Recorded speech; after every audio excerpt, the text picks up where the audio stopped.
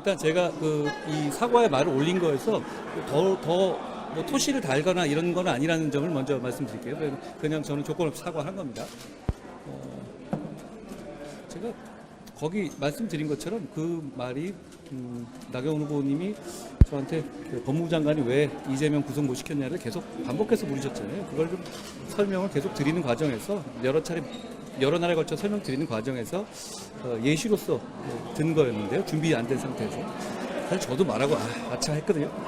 이게 이 얘기를 괜히 했다라는 생각을 했었어요. 제가 그 점에 대해서 제가 신중하지 못한 점을 죄송하다는 말씀을 드렸다라는 정도로 말씀드리죠.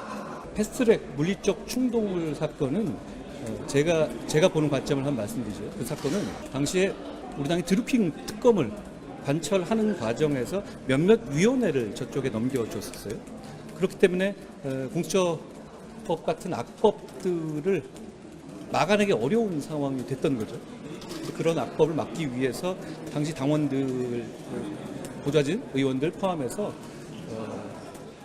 처벌될 거 감수하고 몸 아끼지 않고 몸으로 막았던 충돌 사건이거든요. 저는 그 사안 자체에 대해서 관련된 분들에 대해서 대단히 안타깝게 생각하고 그리고 끝까지 당이 챙겨야 한다라는 생각을 가지고 있다는 말씀을 드립니다.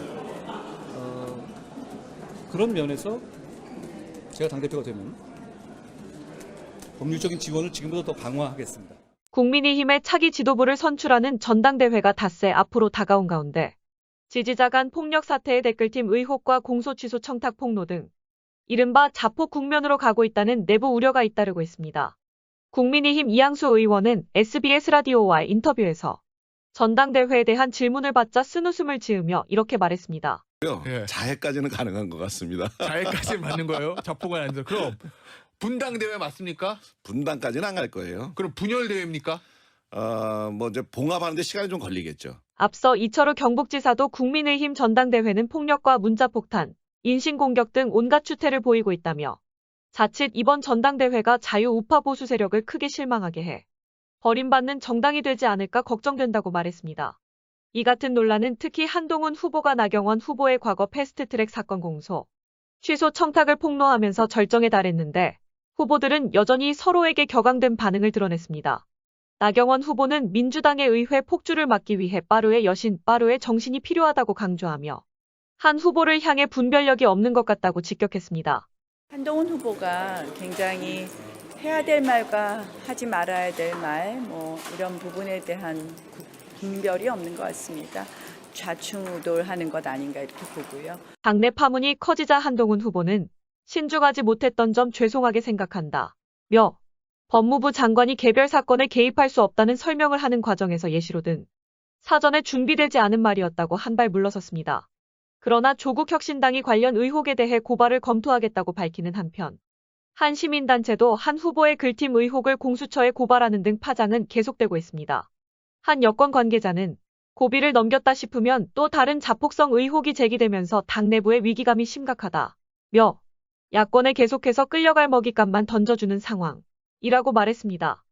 자, 그러면 지금부터 잠시만 주목해 주시기 바랍니다. 제가 구독자분들을 위해서 깜짝 선물을 하나 준비했는데요. 제가 항상 여러분들께 뭐라고 말씀을 드렸나요? 뉴스만 평소에 잘 챙겨보셔도 돈이 된다, 돈을 벌 수 있다라고 말씀을 드렸는데요. 자, 여러분들 여기 보이시는 이스라엘과 하마스 전쟁 같은 뉴스를 보게 되면 여러분들은 어떤 생각이 드시나요? 그냥 뉴스만 보고 끝내는지 아니면 이 뉴스를 어떻게 이용할 수 있는지 이 부분을 고민하고 계시는지 되물어보고 싶습니다. 자, 그 이유가 뭐냐면 제가 지난 11월 초에 여러분들께 뭐라고 말씀을 드렸죠. 지금은 반도체 산업에 관심을 가져야 한다. 뉴스만 보고 그냥 넘기지 마시고 투자 쪽으로 생각을 한번 해보셔야 한다라고 말씀을 드렸습니다. 그리고 나서 이런 썸네일들 뉴스를 통해서 많이 보셨을 텐데요. 이런 반도체 산업이 이슈가 됐을 때 부자들은 어떻게 생각한다고 했나요? 반도체 관련주는 뭐가 있는지, 어떤 종목이 가장 좋은지, 어디에 투자해야 돈이 몰리는지 자연스럽게 생각한다고 제가 말씀을 드렸죠. 그 이유가 뭐냐면 부자들이 봤을 때는 이슈가 곧 돈으로 이어지고 그 이슈가 나에게 돈을 벌어준다는 경험적 확신이 있기 때문에 부자들은 항상 이런 사회적 이슈를 관심 있게 챙겨본다. 이렇게 제가 말씀을 드렸는데요. 제가 지난번에 시청자분들과 함께하는 주식으로 수익 내기 이벤트를 진행했었는데요. 당연히 100% 무료로 진행을 했었고, 자, 여기 보시면 아시겠지만 제가 지난번에도 저한테 구독이라는 문자 남겨주신 모든 시청자분들께 이렇게 반도체 관련주 중에 가장 급등할 확률이 높은 딱 한 종목, 많은 종목이 아니라 딱 제주반도체 한 종목을 여러분들에게 추천드렸어요. 그러면서 여기 나와 있는 대로 정확히 얼마에 매수해야 하는지, 그리고 수익률이 어느 정도 나왔을 때 팔아야 하는지 이런 부분들까지 여러분들에게 정확히 알려드렸었는데, 자, 지금 실제로 어떻게 되었나요? 오른쪽을 보시면 아시겠지만 제가 11월 초에 문자로 이 제주반도체를 소개해드리고 나서 실제로 한 달도 지나지 않아서 이렇게 주가가 2배 이상 급등이 나왔습니다. 그리고 1월 말까지 이 상승세가 계속해서 이어졌죠. 그래서 당시에도 굉장히 많은 분들이 제가 드린 이 종목 제주반도체로 수익을 내실 수가 있었을 텐데요. 다시 한번 축하드린다는 말씀을 드리겠고, 자, 이번에도 마찬가지입니다. 최근에 이슈되고 있는 것이 AI, 즉 인공지능 산업이기 때문에 우리가 이렇게 생각해 봐야겠죠. 인공지능 산업의 경쟁이 심화되면 인공지능 기술에는 한층 더 높은 기술력이 반드시 필요할 수밖에 없다. 그럼 그 중에서 인공지능 관련 해외 특허가 많고 실제로 특허가 적용되고 있는 기업이 가장 크게 부각받을 수밖에 없다.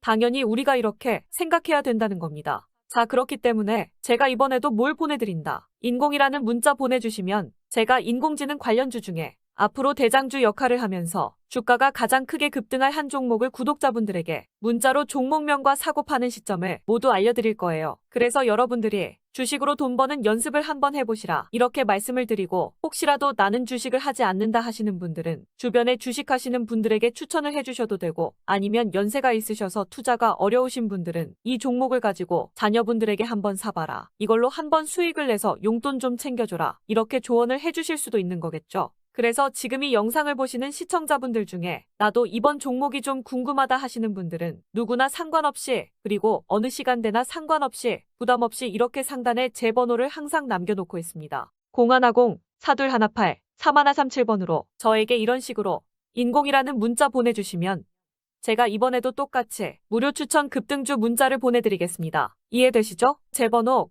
0110-4218-3137번으로 인공이라는 문자 보내주시면 여러분들이 직접 이슈를 통해서 돈 버는 연습을 해보실 수가 있는 거고, 제가 돈을 받는 것도 아니고 투자를 대신해 드리는 것도 아니니까 부담 없이 신청해 주시면 되는 겁니다. 그리고 수익이 나면 저는 다른 것은 바라지 않습니다. 제 채널의 구독, 좋아요 한 번씩만 눌러주시기만 하시면 됩니다.